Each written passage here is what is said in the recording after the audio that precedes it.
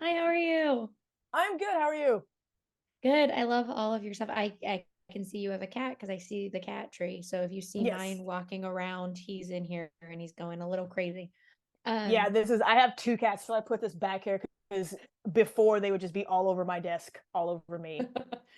he was right here before the start. I was like, please, I have an interview. Please go away. I love you, but please leave. Um, so I want to talk about all these things in the background. I'm every time I turn, I see something new and I'm obsessed with it. But so thank you for making my best friend. I love Megan so much. M3GAN, as it were, but I M3GAN. M3GAN, but I love her because she's just so funny. And the way like she comes up with these kills is so hilarious. Like I was talking to Violet the other day and I said to her that I would love to watch Megan do a dance and kill someone with a paper cutter every single movie. I would just be like, yeah, I'm into it. This is fine.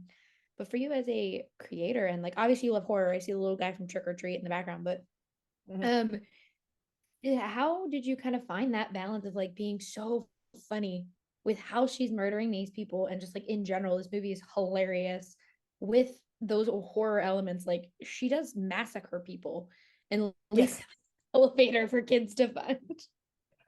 I just do the writing. Like in my original draft, um, which like over time uh became a little bit tamer. I killed a lot more people, like a lot more people. There was a whole sequence in like the funky warehouse where Tess and Cole were like hunting her down and she got to them. And that was one where James was like, James won. It's like I love this scene, but like I also really like Tess and Cole. Can they survive? And I'm like, okay, sure. And so in the next draft, like they live, which is a good thing. But yeah, like that whole funky thing, it was a slaughter that I had to pull back on. And so to me, I'm just writing. I'm not even writing it as being funny. It's like, yeah, she just leaves the bodies everywhere because why is she even gonna like bother to clean them up? Like she like she doesn't care.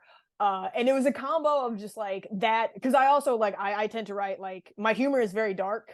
And Mhm. so it's like it's a good combo to have someone like Gerard Johnstone who brings in like he brought in that New Zealand sense of humor to the script and like he got it, like he got the dark humor and he just added those funny little twists to it, like the whole thing with the cop talking about Brandon's ear and Part of laughing it. about that. Like, yeah, that wasn't scripted. That was Gerard on the day. And so yeah, it's like I've been incredibly lucky, like with *Malignant* and James Wan directing that one, and then Megan Mhm. and Gerard Johnstone. It's like yeah, he's like you find your partners who get what you're writing on the page, and then are able to like even bring that out more so and make it even more funny on the screen. Yeah, I mean, they're both great movies, so it is also a testament to you. But like the thing about Megan that I'm so obsessed with on multiple levels, like I talked to Gerard before and he said that like it took a millennial to tell him like that the song Megan was playing on the piano was Toy Soldiers by Eminem. He's like, no, it's this other song. And Yes. I was like, no, that's Toy Soldier. Like that is I it is another song, but like millennials are all thinking it is Toy Soldier by Eminem, which is hilarious on multiple levels.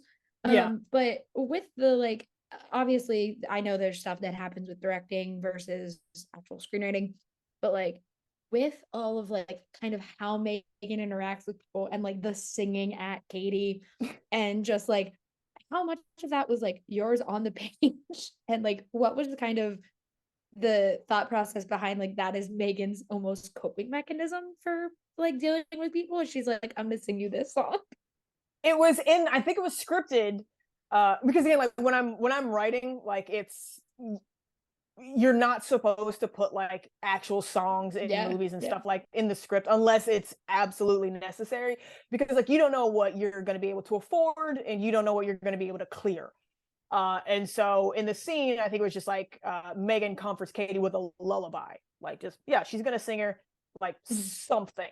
And then, like, we hired, Jenna Davis to do the voice, and she can sing. And I think it was like Gerard and the music supervisor one day were just going through songs, and the music supervisor was like, what if she sang Titanium?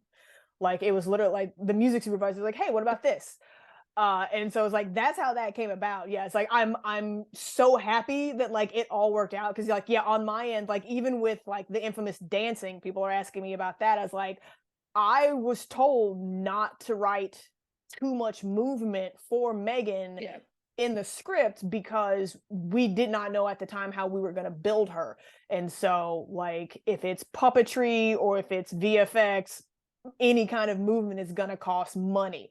And so we had the budget, and we knew we had to stay under it. And it wasn't until we hired Amy to be like the person in the suit, and Amy is a trained dancer. It's like, oh, hey. She could do And I that. think exactly, and I think that was like Gerard said he had like that thought at like 3 a.m, which as a creator was like, yeah, I get it. Like sometimes like your brain is just like, hey, what about this? And it's like, I was asleep. Or And when you're so in the like shower, you have to open the shower exactly. curtain. You're like, I gotta write this down. And it's like, how, because I think it was just like in staging it, it's like, how is she going to get close enough to David to get the thing to then run after him? It's like she just distracts him by confusing him with dancing. Yeah. Like that's how that problem was solved. So it was a combination of like, this is the location that we have, but the hallway is kind of long. How is she gonna like get to him, like keep him there long enough to get to him? And it's like, it's all of those factors that just came together to create like that iconic moment. It's so good. I like was telling my friends about this movie because they don't like horror movies, and as I was doing it, I was like going like this while I was describing what happens in M3GAN, and I couldn't stop. But it is kind of become this cultural phenomenon from the minute we saw that trailer up to like, Jason Blum dressing M3GAN, having Twice. everybody, yeah, twice, having like M3GAN's taking over Manhattan. Just like the way that this movie was marketed is incredible, but also the movie itself backed it up. Which I know was a lot of the commentary was like, oh, this is like a movie that we were all hyped because of the promotion, but it delivered. Like we were all like, this movie's great. For you as a creative, like how does that feel, like seeing just the kind of outpouring of love that people have had for M3GAN since it was came out? It feels good. I'd rather have this the opposite. I would say it's like it's all of this hard work just from everybody, and to have it pay off in such a significant positive way. It's like, yes, this is more than what any of us even wanted or thought we would get. I thought this was just going to be like a cult hit, like Malignant again. Mm-hmm. Like it would come out, it would find its a little niche audience and like go on to live its happy little life, like we would do in the 90s. It's like you got showing your friends the VHS, yeah. You got to watch this, you got to watch this, except bringing it up on streaming now.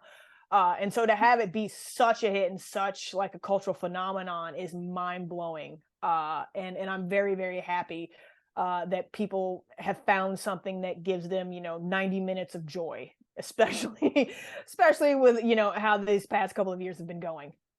Yeah, I mean, I can't wait for Halloween and conventions. Like I know New York Comic Con, there's going to be like a million M3GANs, and it's going to be a thing. Like and I'm gonna try to find them all.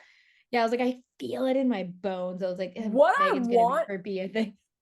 Is like, at San Diego Comic-Con, how you'll have like the various like comic book, like, oh, it's all the DC villains go out to that little like circular area, and then they all take a picture together, and it's like all the Marvel superheroes. It's like, I want all the M3GANs to go to that little circuit, whatever it's called, and take a photo together. And I hope I find out when it happens so I can do that too.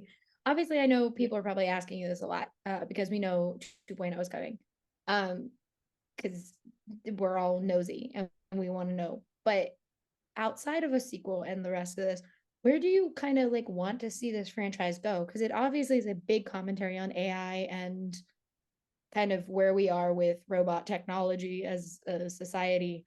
But like, where do you hope to see the M3GAN franchise kind of take this story? To say that would actually be to give away something, because we're kind of doing that in the sequel. So I'm just going to shut my mouth. It's going in the direction we wanted to go, though. Hell yeah. I am so excited. The minute I was like, I want more M3GAN, I love her. I love Bruce. I love M3GAN. I loved Katie and I loved Gemma. Like I loved this whole movie was so surprisingly fun. And so thank you so much. I cannot wait to see 2.0, and I can't wait for people to watch the unrated version because I know that's what they wanted. They wanted yes, M3GAN yes. unrated. It's a lot of fun. Yeah, it's a lot of fun. We've got like more fucks and more gore. That is true. I feel like Kaden is like, oh no, don't say that. It's like it's a good version. It's okay, you can say that because that's what people want.